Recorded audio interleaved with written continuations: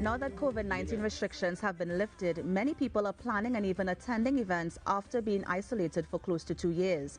Now, one such event is Fusion, the Jazz Experience 3, which is a concert presented by the Ministry of Tourism, Culture and the Arts, featuring the National Steel Symphony Orchestra and local guest artists. And so here to tell us more about it is, of course, the artistic director and conductor of the National Steel Symphony Orchestra, Mr. Akua Leith. Mr. Leith, good morning. Thank you so much for joining us. Good morning. Thanks for having me.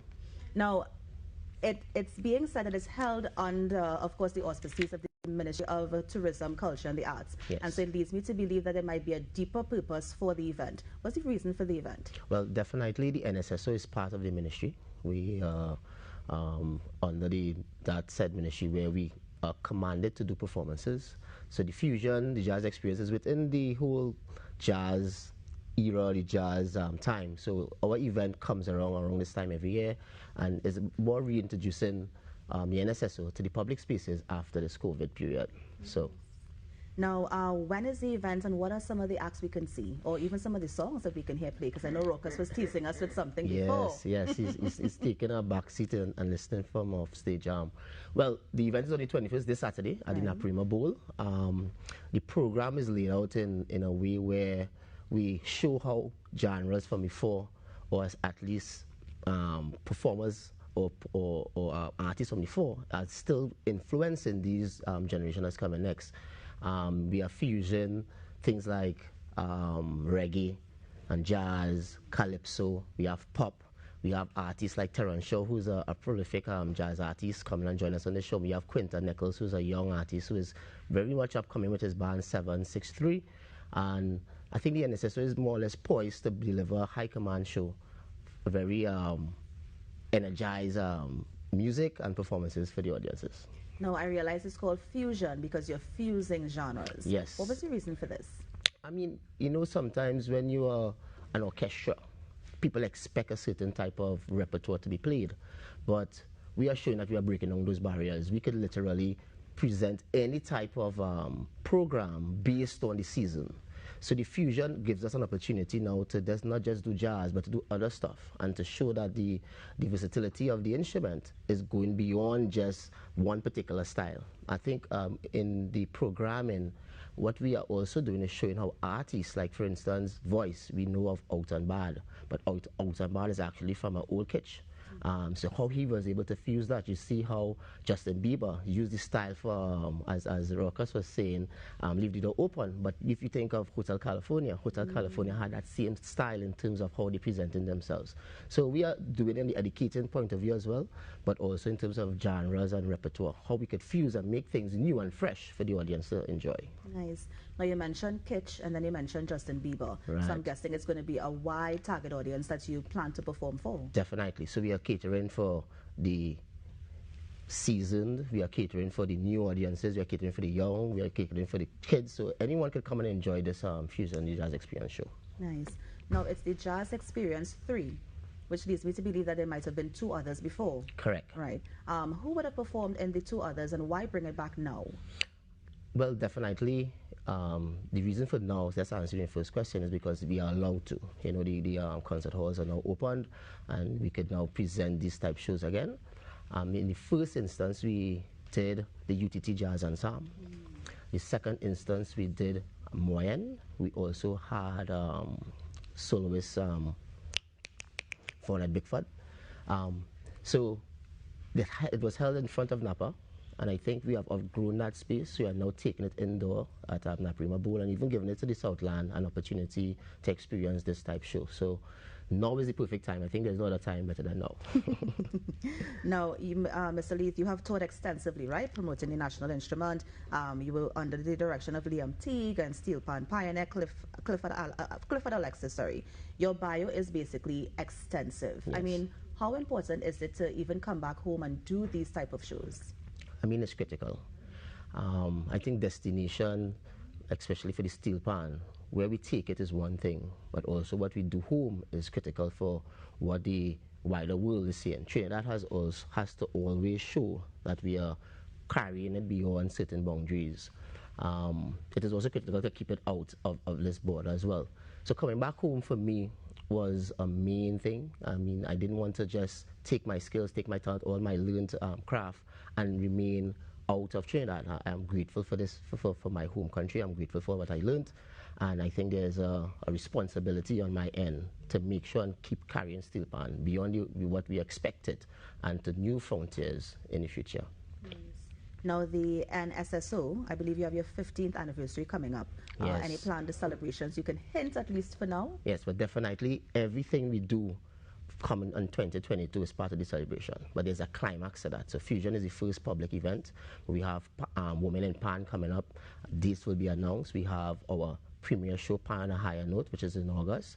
And there's a whole national celebration. Seeing that Trinidad is also celebrating its 60th independence. So we are all part of that energy, and each one is part of the celebration. Maybe we should do something in Tobago as well to make sure and keep it rounded around the both islands. I think Tobago's might be crying out for something to see the NSSO there. Yes, definitely. Nice. Now, I know you had a partnership with was it a steel pan producing company? Is that still going on? Well, definitely. I mean, outside of this thing, I am also coming out with a manufacturing company, which you'll hear more in the near future. Yeah. Not this program is more about the jazz fusion type event, but yes, I'm involved in other aspects of the steel pan fraternity, also in the community bands. Also as a teacher, there's also advising and mentorship happening with young steel pan professionals as well. So I'm more or less holistically involved, and this is my main part as the artistic director of the National Steel Symphony Orchestra. I mean, Akua, what fuels your passion to just keep promoting the steel pan? That goes deep. I mean, when I started secondary school in 1994, I mean, I'll show you my age by that. Yeah, I'm going to the big 40 this year, but it was what I went to for me to be able to get through, if you understand what I'm saying without saying much. But steel pan did a lot for me. I think if it wasn't for steel pan, I wouldn't be here today. And that, when I realized there was a energy behind it. Over here, people say the pan zombie bite you. Yes. But it didn't just bite me. It took me. It chewed me up. It have me definitely in a space that I never believed I could have been in. And I think I'm only grateful for that. And then today, the pioneers who would have paved the way for persons like myself, who I think I have a responsibility to continue that legacy that they would have paved for this instrument and these people on this island, because we are giving something to the world that the world has never seen before. And somebody has to be passionate about that. And I think I am passionately saying I'm one of those persons. Yeah. Now, going back to the jazz event, this is the third installment. Do you see that we're going to be continuing this for years to come? Yeah, I think the the jazz experience will become a festival. I mean, right now we have it in concert halls. We did it in front of Napa. It will become bigger than that, where we could take that across the islands. I mean, we have it in Naparima Bowl, but maybe at some point in time we could have it at Naparima Bowl, Napa, Queen's Hall, even the Tobago Convention Center in the same season. Even have it beyond our island, have it as an experience across the other islands, so even have it on an international basis. So we have to see it in terms of evolving to whatever that energy takes it to be. So it's definitely something that should stay and will stay beyond now. Of course. And the National Steel Symphony Orchestra, any other events we can look out forward to for this year and even beyond? Yes, we definitely open up to what we call open rehearsals, so persons can start coming in and see what we are preparing for. That's one aspect. We have school visits, we call it Contact Series. We have an event called Women in Pan, as I mentioned earlier, that the dates will be announced for that, and we have our premier show, Pan on a Higher Note, which will be the climax for our 15th anniversary celebration. Nice. For any young person who's listening and they're as passionate about you as you about the event or even about joining the Steel Orchestra, is there like a scouting period where you look for new talent? Well, we have auditions and interviews that is advertised. Sometimes we do scout. So at that time, we put out an ad in the papers, persons apply, we shortlist based on skill set, based on education, and we invite those persons, and also based on need. So in the orchestra, there are different skill sets from tenor to double seconds, and each person is specialized in those areas. And then they are invited to that audition. They play 2 premier pieces, one on their primary instrument and one on their secondary instrument, and then there's an interview process. At the end of that, we have a shortlisting of who made the grade, and then we hire accordingly.